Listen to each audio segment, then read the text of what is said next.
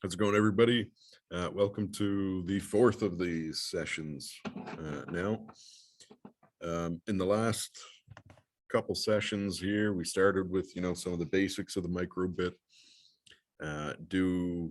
Went through one full activity of just using the microbit for the power it can use. And we went through all the different sensors and things that can be utilized there. What I'd like to do now is run you through a different type of activity that I think would be kind of fun. One that I would use, or I could see being used in a treasure map, like treasure find type situation, or a phys ed class even. And I'm talking about a hide and seek, or at least a modified hide and seek. In this situation, we're going to use a different part of the microbit tools here. And there is a need for more than one microbit. So I've hauled out a second microbit. Now, this is a V2, this is a V1. So this doesn't have the touch sensor, it doesn't have the microphone, but this one does. But this works just fine with both. I know, because I made sure to test it out. And we're going to use one of the really key and really kind of cool features on the microbits here is their ability to communicate with each other. So these guys both have radio antennas, Bluetooth radio antennas here, where they can send and receive signals from each other. So we're going to develop an activity to utilize this. Now in here, we're going to start with the plans and the ideas. So the first thing, I want to have one microbit that we can take and hide as the treasure that needs to be found. For this, I'm going to have it emit a signal, just a general emission of a signal saying, this is this piece. And then we're going to work on the other guy, which will be the detector for it. So one will be a hidden guy that will just release kind of a pulse out or pulsing signal there. And then we're going to come and develop a detector. So the first piece that I'm going to use is the treasure piece, so I'm going to call it. This, it's teal for me, but it's going to be the treasure piece. So we're going to need the start block and our forever block. On the start, I always like to make it say something, hello, we're turned on, we're going. Now in the radio, we have to do a couple of things. First thing we have to do is set the group number. Now this group number can be anything from 1 to 255. Just make sure you remember which one it is. I'm going to use 1 because it was preset there. If we don't put it in a number or a group number here, then it won't be able to communicate properly. And we can actually set up different groups for different communications here. But the first thing we want to do is set that group number. And the second thing, I'm going to take a look at this transmit power. Now this transmit power is a little bit tricky. This sends or tells us how much power the signal will be sent with. If this is at 7, which is its maximum, that's about 70 feet. That's a very high range here. And if we break it down to 0 or 1, we're down, I think 1, when I tested it, was at about 10 to 12 feet. I'm going to put it at 0 for right now. So it's a very, very low power. because I don't want any alarms to come off until they're really close here. This is a number we can tweak with, and you know, if you're doing this maybe outside in a field, you might want to have that at a bigger number. If you're doing this inside a smaller classroom, a smaller number. So it's all kind of play it how you go. Now, the only thing I want this to do forever and constantly is to send out a string. I mean, we could have it send out a number. If you look in here, we could send it out as a number or a name with a value. For right now, I just want it to send a string. And I'm going to call this X, for X marks the spot for the treasure. So I want it to send out that string. And I want it to show the icon on here that it is X. So this is just the simple device that's going to send out this signal. It'll start when we turn it on by saying hello. We set the radio group to 1. We've set the transmission power to 0 because we want to be fairly close. And we're going to send out this string constantly. So it will constantly be sent, and we'll show this icon. And this is just going to be our little treasure piece. This is something that I would be now taking and hiding somewhere. But this is just the transmission. So I'm going to download this and put it onto here. So again, the download. We're going to open up our downloads here, our microbit here, drag this all the way over, let it do its thing.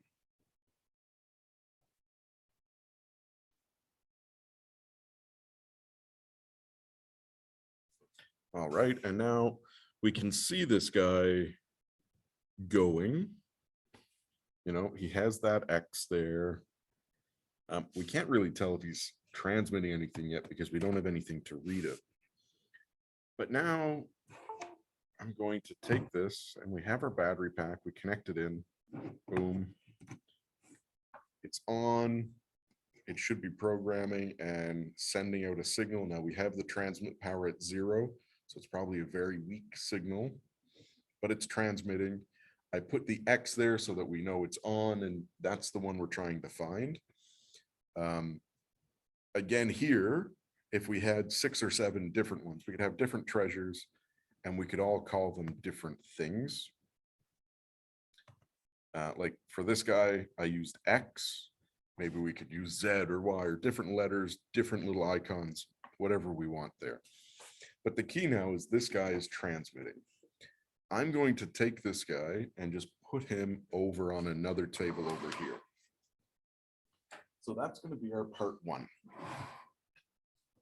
Our part 2, which I'm going to create a new guy here for. Session 4, part 2, is now going to be taking this guy and reading that signal. So we're going to start here with the very same way. I'd like to start with showing a string that says hello. We're going to start with the radio and set the group to 1. Now we're not transmitting anything here, so I'm not worrying about the power. Over here now in this forever, I don't want this to show anything unless it receives the radio signal. So we're going to take a look here under the radio, and it has this whole new branch that says on radio received and the received string. So that's what we're going to start with. And what we want it to do whenever this is received, I want it to just show that it's received that string. And I'm going to put a little timer in there, a pause, of a tenth of a second, just so it's not constantly running crazy. But what's going to happen here now, this screen will be blank unless it's receiving a signal, and it will show whatever that string is. Now, if you remember from our previous guy there, that was a little X. That's all that we want it to show so that we can start to triangulate and figure things out. Now, I'm going to take this guy and download him, program him in. Again, there's already some stuff on there, so not too worried right now what's happening. But here we go. Copy him over, pull him over. We're going to program him on there. And okay, it should now say hello. So it said hello. It's now doing nothing. I'm going to plug in the battery pack and disconnect it from the computer. And now it doesn't show anything because it doesn't really see much of anything. Or if it is, it's little bits and spurts. It's not full yet. Now I'm going to take the treasure piece and bring him closer. Oh, I think that clear screen might be an issue. It might be an issue because I have this now right next to it, and we can see it kind of blinks there really quick without really going crazy or without doing much. So I'm going to go back here and I'm going to modify this program again. So instead of this clear screen under forever, I'm going to get rid of that. I am going to look and see what we can do.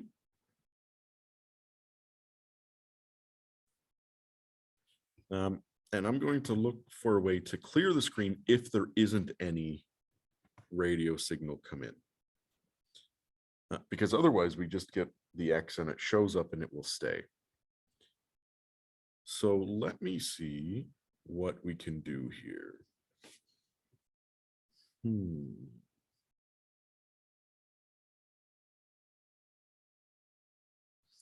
I think we can leave that just like that. And we can change this up here to just a show string blank. So it will constantly do that, although I'm going to change this up to 500 milliseconds. But this should maybe change the way this works a little bit here now. Instead of clearing the screen, it's just going to show a blank string until it's ready to go here. And let me see what we're looking at here when we put this guy in. So in the downloads, it's this guy. In the microbit, it's here. We're going to take this guy, drag him over. Let's see what we have. So we got this guy here, the teal guy. He's transmitting a signal. This yellow guy should be picking up that signal. And let's see what it's doing. Oh, see, it's every time it's receiving that signal, the X is coming up. So that's what we want it to do. Now it's not going to be a super constant signal, right? Because it's just not constantly receiving that. But now what I'm going to do is I'm going to move this transmitting guy away a bit and see if we can get it to stop receiving a signal.